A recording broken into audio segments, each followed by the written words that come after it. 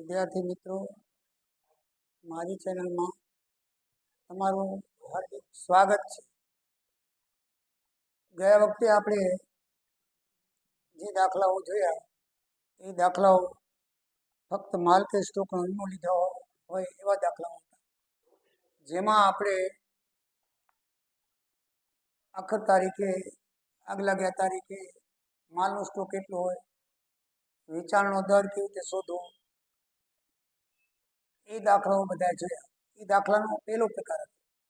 મેં અગાઉ તમને જ્યારે ઇન્ટ્રોડક્શન શરૂઆત કરી ત્યારે જણાવેલું હતું કે આ પ્રકરણની અંદર 3 દાખલા છે, 3 પ્રકારના દાખલા છે। એ ત્રણ પ્રકાર મેં જણાવેલા હતા। પહેલો પ્રકાર હતો કે ફક્ત માલ કે સ્ટોકનો વીમો લીધો હોય ત્યારના દાખલાઓ, એટલે કે એમાં માલનો વીમો આપણે આગ લાગ્યા તારીખે કેટલો સ્ટોક હતો તે શોધો, વેચાણ ઉપર નફાનો દર શોધો, વેચાણનો નફો શોધો વગેરે આપણે એ વેપાર ખાતા દ્વારા શીખ્યા। હવે બીજો પ્રકાર છે નફા નુકસાનની પોલિસીને લગતા દાવાઓ। નફા નુકસાનની પોલિસીને લગતા દાવાનો છે, આમાં 3 પ્રકાર છે। એમાં બીજા પ્રકારની અંદર આપણે આવ્યા છે। એ પ્રકારમાં આપણે શું બાબતો ધ્યાનમાં રાખવી જોઈએ અને આમાં વીમો કઈ રીતે લેવામાં આવે છે એ તમને હું જણાવું। ધંધામાં આગ લાગવાથી ફક્ત મિલકતને કે સ્ટોકને નુકસાન થાય એવું નથી, પણ આગ લાગવાથી અમુક વસ્તુ આપણું વેચાણ છે તે અસ્તવ્યસ્ત થઈ જાય છે। શું થઈ જાય છે?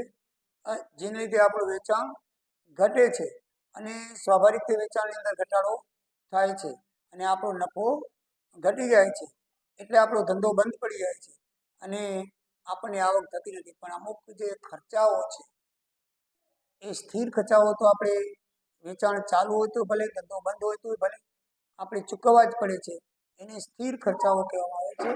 એ સ્થિર ખર્ચાઓ કેને કહેવામાં આવે છે? જે ખર્ચાઓ ઉત્પાદન ચાલુ હોય કે બંધ છતાં ચૂકવવા પડે તેવા ખર્ચાઓને સ્થિર ખર્ચા કહેવામાં આવે છે, જેની અસર ઉત્પાદનના વધઘટ ઉપર થતી નથી।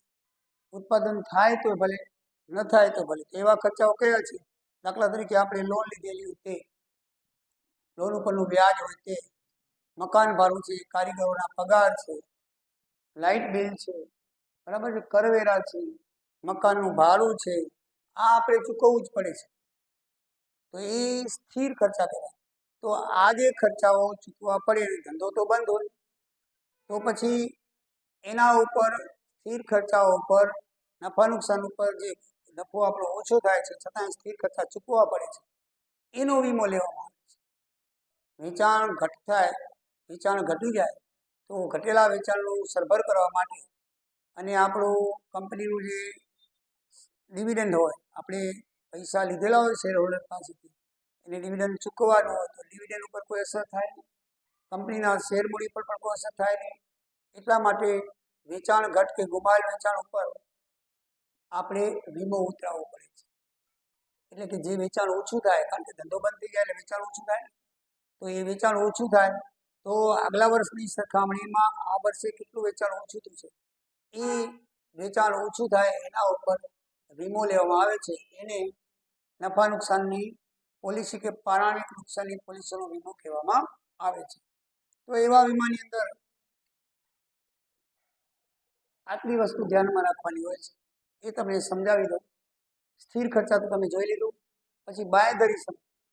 બાંયધરી સમય એટલે તમે જે આગ લાગી છે, આગ લાગી ત્યારથી કરીને ફરીથી ધંધો શરૂ ન થાય ત્યાં સુધીમાં તમને જે વેચાણમાં ઘટ પડી હોય એ ઘટનો વીમો આપણે ઉતરાવ્યો અને વીમા કંપની માટે જે સમય આપે એને બાંયધરીનો સમય કહેવામાં આવે છે। દાખલા તરીકે આગ લાગી હોય પછી 3-4 મહિના પછી આપણો ધંધો બરાબર થાય તો એ 3-4 મહિનાનો જે ગાળો છે એમાં વીમા કંપની આપણને કેટલા દિવસ કેટલા સમયનો ગાળો આપે છે એ ગાળાને આપણે બાંયધરી સમય કહીશું। દાખલા તરીકે જેટલી મુદત માટે વીમા કંપની નફા નુકસાન સ્વીકારે તેને બાંયધરી કહેવામાં આવે છે। હવે આપણે તો 4-5 મહિના સુધી વેચાણ નથી હોય, પણ વીમા કંપની નક્કી કરે કે નહીં ભાઈ તમે 3-4 મહિનાનું વેચાણ નથી, 3-4 વર્ષનું વેચાણ નથી દીધું, તમને 2 વર્ષનો ગાળો, 2 વર્ષ સુધીનો અમે તમને માન્ય રાખશું, તો 2 વર્ષના ગાળાની શું કહેવાય?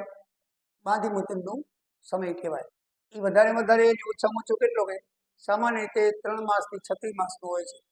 3-4 માસથી વધારે અને 36 માસથી ઓછો એટલો ગાળો તમને નક્કી કરી આપે છે. એ ગાળા દરમિયાનનું વેચાણ જે તમને ઓછું થયું, એ ઓછા થયેલા વેચાણની અંદર જે રકમ થાય તેના ઉપર વીમા કંપની આપણને દાવાની રકમ મંજૂર કરે છે. તો બાંયધરી સમય એટલે કે વીમા કંપની તરફથી નફા નુકસાન સ્વીકારે જેટલી મુદત માટે એને બાંયધરી સમય કહેવામાં આવે છે. હવે ગુમાવેલ વેચાણ કે વેચાણ ઘટ એ કોને કહેવામાં આવે? તો ગયા વર્ષની સરખામણીમાં ચાલુ વર્ષે બાંયધરી સમય દરમિયાન, બાંયધરી સમય એટલે વીમા કંપની જે તમને સમય આપ્યો છે એ સમય દરમિયાન જેટલું વેચાણ ઓછું થયું હોય તેને ગુમાવેલું વેચાણ કહેવામાં આવે છે. જેટલું વેચાણ ઓછું થયું એટલું શું કહેવામાં આવે? ગુમાવેલું વેચાણ કહેવામાં આવે છે. દાખલા તરીકે આપણે જોઈએ કે તારીખ 1/7/2011 આગ લાગી, વીમા કંપની કીધું કે ભાઈ અમે તમને બાંયધરીનો સમય 3 માસ આપશું, બરાબર છે. એ માસ દરમિયાન તમારો ધંધો આપણે રેગ્યુલર બરાબર તમે કરી નાખજો, અને કરી નાખીએ તો એને જે સમય 3 માસનો આપ્યો છે એ સમય દરમિયાન આપણું જે ઓછું વેચાણ થયું હોય એ આપણને વીમા કંપની દાવો મંજૂર રાખે. કેવી રીતે જોવું? 1/7/11 થી 30/11 3 માસનો ગાળો છે, એટલે 1/7/11 થી 3 માસ કરી 30/11 સમય બાંયધરીનો સમય કહેવાય. હવે એ જે બાંયધરીનો સમય છે એ દરમિયાન આપણું વેચાણ છે 20,000 થયું. કેટલું? 1/7/11 થી 30/11 સુધી એ વેચાણ આપણું 20,000 થયું. તો કોની સાથે સરખવાનું? તો ગયા વર્ષે એ જ સમય દરમિયાન કેટલું વેચાણ થયું છે એની સાથે આપણે સરખાવવામાં આવે છે. એ બેનો ડિફરન્સ જે દર્શાવવામાં આવે એને ગુમાવેલું વેચાણ કહેવામાં આવે છે. એટલે કે હવે ગયા વર્ષે દાખલા તરીકે એટલે કે એ જ ગાળો જે આ બાંયધરી સમયનો ગાળો છે એ 1/7/2010 આ 2011 આગ લાગી હતી. તો હવે એ સમય દરમિયાન 1/7/2010 થી 30 વેચાણ ધારો કે 90,000 હોય, ગયા વર્ષનો આપણે કઈ હિસાબ હોય ને તો એના ઉપર 90,000 હોય, તો ગુમાવેલું વેચાણ શું થશે? કે ગયા વર્ષનો આ સમય દરમિયાન 90,000 હતું, આપણે આ વર્ષે 11ની સાલમાં 20,000 થયું, એટલે ખરેખર 70,000 રૂપિયાનું વેચાણ આપણે ગુમાવવું પડે, એટલે ઓછું થયું. તો એને કહેવાય છે ગુમાવેલ વેચાણ, અને એના ઉપર વીમા કંપની દાવો મંજૂર કરે છે. ખ્યાલ આવ્યો? ગુમાવેલું વેચાણ એટલે કે આગ લાગ્યા તારીખે આપણે વીમા કંપની તમને જે સમય આપે છે એ સમય 2 માસનો 2 વર્ષનો કે જે આપે તે 3 માસ કે એ સમય દરમિયાન આપણે આગ લાગ્યા જે વર્ષ છે આગ લાગ્યા એ વર્ષ દરમિયાન એ સમય દરમિયાન કેટલું વેચાણ થયું છે, અને એ જ સમયે અગાઉના વર્ષે એટલે કે 2010ના વર્ષે કેટલું વેચાણ કર્યું છે એ બે વેચાણનો ડિફરન્સ એટલે ગુમાવેલું વેચાણ. આગ લાગ્યા તારીખના વર્ષનું વેચાણ મુદત આપણે જે આપી છે વીમા કંપની બાંયધરી સમય એ જ આગલા વર્ષનું જે સમય હોય એના વેચાણનું ડિફરન્સ એટલે કે ગુમાવેલું વેચાણ અથવા વેચાણ ઘટ કહેવામાં આવે છે. ઘણી વખત એવું નથી કે આગ લાગ્યા તારીખે આપણો ધંધો સારો હોય, આપણી ક્વોલિટી સારી હોય તો વેચાણ વધી શકે, આપણી ઘરે સ્ટોકમાં માલ પડ્યો છે તો વેચાણ વધી પણ શકે છે. ઉત્પાદન ભલે નતું પણ ઘણી વખત સ્ટોક ઘણો બધો હોય આપણી પાસે, તો એમ પણ કહેવામાં આવે કે બાંયધરી સમયમાં અગાઉના વર્ષ કરતાં વેચાણ વધારે થાય તો એમ કહી દઉં કે 20% વધુ થયું છે. કેટલું થયું છે? 20% વધુ થયું છે. તો 1/10 થી 30 વેચાણ 90,000 તો હતું ગયા વર્ષે, પણ આ વર્ષે 20% વધારે થયું 2011માં એમ કે છે.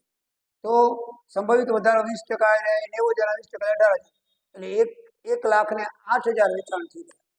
કેટલું થયું કહેવાય? 1,08,000. હવે 1,008 માંથી આપણે જે અત્યારે સમયમાં જે વેચાણ થયું 20,000 એ 20,000 તમે બાદ કરો તો 88,000 ની વેચાણ ઘટાડો. ઘણી વખત વધારે પણ વેચાણ થાય, વધારે વેચાણ થાય તો એ ટકા આપણે ઉમેરી દેવા પડે ગયા વર્ષમાં, એ ઉમેરીને 1,08,000 થયા, પછી 20,000 બાદ કરવાના. આમ પહેલા 20,000 એમને બાદ કરતા હતા, પણ આમ વધારો ઉમેરીને પછી બાદ કરવાનો, વધારો ઉમેરીને પછી બાદ કરજો. આપણને વધારો આપેલો હોય દાખલામાં કે ગયા વર્ષ કરતાં 20% વધુ વેચાણ થયેલું છે તો આપણે એ વેચાણની ગયા સમયના વેચાણમાં 20% ઉમેરી અને 1,08,000 કરવા પડે, અને પછી જે ખરેખર આપણે વેચાણ થયું 20,000 બાદ કરી તો એ વેચાણ ઘટ અથવા ગુમાવેલ વેચાણ કહેવામાં આવે છે. એ બરાબર ધ્યાન રાખજો. આ દાખલાની અંદર જે વિગતો આવવાની છે પહેલા એ વિગતોની તમને હું માહિતી આપી દઉં જેથી તમને દાખલો ગણતી વખતે મુશ્કેલી ના પડે અને આપણે દાખલો બરાબર સમજી શકીએ. હવે આગળ એક દાખલો છે વેચાણ પર નફાના. આગળ એક મુદ્દો રહી જાય છે, વેચાણ પર નફાના ટકા કેવી રીતે શોધવા એ આપણે હવે જોઈએ. વેચાણ પર કેટલા ટકા અસર થઈ છે તે આપણે દાવાની રકમને ગુણવાનું છે. જે ઓછા ટકા આવે એ આપણે દાવાની રકમને ગુણવાના હોય છે. તો આ વિગત આપણે જરા જોઈ લઈએ કેવી રીતે છે. વેચાણ 3 પ્રકારના છે. આગ લાગ્યા વર્ષના અગાઉના વર્ષનું જે બાંયધરી સમય પ્રમાણે વેચાણ થયું હોય એને પ્રમાણિત વેચાણ કહેવામાં આવે છે. દાખલા તરીકે આ વર્ષે 1/4 થી 5/10 સુધીનું વેચાણ હોય તો ગયા વર્ષે પણ 1/4 થી 5/10 સુધીનું જે વેચાણ છે હોય એ વેચાણને પ્રમાણિત વેચાણ કહેવામાં આવે છે. આગ લાગ્યા વર્ષમાં બાંયધરી સમયમાં જે થયેલ વેચાણ છે એને ખરેખર વેચાણ કહેવામાં આવે છે. ખરેખર આ વર્ષે આગ લાગી અને આપણે 1/4 થી 5/10 સુધીમાં જે વેચાણ થયું હોય એને શું કહેવાય છે? ખરેખર વેચાણ. એટલે આ વર્ષનું 1/4 થી 5/10 નું વેચાણ ખરેખર અને આગલા વર્ષનું 1/4 થી 5/10 નું વેચાણ પ્રમાણિત વેચાણ કહેવામાં આવે છે. અને 12 મહિનાનું જે વેચાણ ટોટલ થાય વેચાણ એને વાર્ષિક વેચાણ કહેવામાં આવે છે, એન્યુઅલ ટર્નઓવર. ખરેખર વેચાણ છે એકચ્યુઅલ ટર્નઓવર કહેવામાં આવે છે અને પ્રમાણિત વેચાણને સ્ટાન્ડર્ડ ટર્નઓવર કહેવામાં આવે છે. એ રીતે એની 3 પ્રકાર આપ્યા છે. હવે વેચાણ પર નફાના ટકા કેવી રીતે શોધવા? કારણ કે નફાના ટકા શોધવા માટે એ જરૂરી છે. શું કામ? કારણ કે દાવાની રકમને એ ટકા જ વડે ગુણીને વીમા કંપની દાવાની રકમ મંજૂર કરે છે. તો 2 રીતના ટકા શોધવા પડે. એ 2માં જે ઓછા હોય એ ટકા દવા કંપની મંજૂર રાખે છે. તો પહેલો જે છે નાણાકીય વર્ષના ચોખ્ખા નફા અને સ્થિર ખર્ચાના આધારે આપણે ટકાવારી શોધવી પડે. એ દાખલામાં આપણે ગણશું એટલે વધારે ધ્યાન આપશું, પણ અત્યારે જોઈ લઈએ કે 2 પ્રકારે કાચા નફાની ટકાવારી શોધવી પડે. એક પ્રકાર છે નાણાકીય વર્ષનો ચોખ્ખો નફો કેટલો હતો અને એના સ્થિર ખર્ચા કેટલા હતા. છેલ્લા વર્ષના ચોખ્ખો નફો વત્તા વીમો લીધેલ સ્થિર ખર્ચા ભાગ્યા છેલ્લા વર્ષનું નાણાકીય વર્ષનું વેચાણ ગુણ્યા 100 એ જે ટકા આવે તે.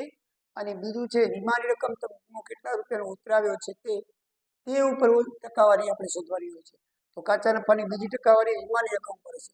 તો વીમાની રકમ ભાગ્યા આગ લાગી તે દિવસે પૂરા થતા વર્ષનું વેચાણ ગુણ્યા 100. આ 2માંથી જે ઓછું આવે તે વીમા કંપની ધ્યાનમાં લેશે. એટલે આ બંને ટકાવારી આપણે શોધવી પડે.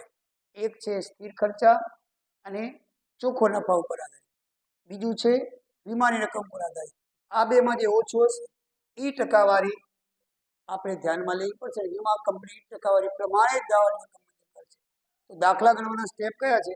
તો પહેલું વેચાણમાં ગુમાવેલ વેચાણ આપણે કેવી રીતે શું કરવાનું છે જોયું. છતાં દાખલો ગણતી વખતે આપણે જોઈએ. પહેલું વેચાણમાં પડેલ ઘટ કે ગુમાવેલ વેચાણ શોધવાનું. પછી ગુમાવેલ વેચાણના કારણે નફામાં કેટલો ઘટાડો થયો એ શોધવાનું. અને આ પૈકી જે ઓછી ટકાવારી હોય આ પ્રમાણે શોધવાની. એમાં જે ઓછી ટકાવારી હોય એને ધ્યાનમાં લેવાની. અને ટકાવારી પ્રમાણે ચાલુ વર્ષે વધારો થયો કે ઘટાડો, આ જે ટકાવારી સુધીમાં ગયા વર્ષ કરતાં વધારો થયો કે ઘટાડો એની અસર આપણે દાખલામાં આપવાની. કેવી રીતે આપી આપણે દાખલો ગણી ત્યારે ખ્યાલ આવશે. અને પછી જે રકમ આવે એને ઓછી ટકાવારી વડે દાખલો ગુણી નાખો. આ 2માં જે ઓછી ટકાવારી આવે એ રકમને દાવાની રકમ છે એ આપણે કેવી રીતે શોધવાની કે આ ટકાવારી ચાલુ વર્ષે વધારો થયો કે ઘટાડો તેની અસર આપણે આપી દઈએ. અને એ અસર આપ્યા પછી જે રકમ આવે એ રકમને ઓછી ટકાવારી વડે ગુણી નાખવાનું. આ 2માં જે ઓછી ટકાવારી આવી છે તેના વડે ગુણી નાખો એટલે આપણને દાવાની રકમ મળશે. તો આ રીતે નફા નુકસાન પોલિસીને લગતા દાવાની રકમ શોધવામાં આવે છે. હવે આપણે દાખલા જોઈએ તો એ દાખલા પ્રમાણે આપણે આગળ વધીએ.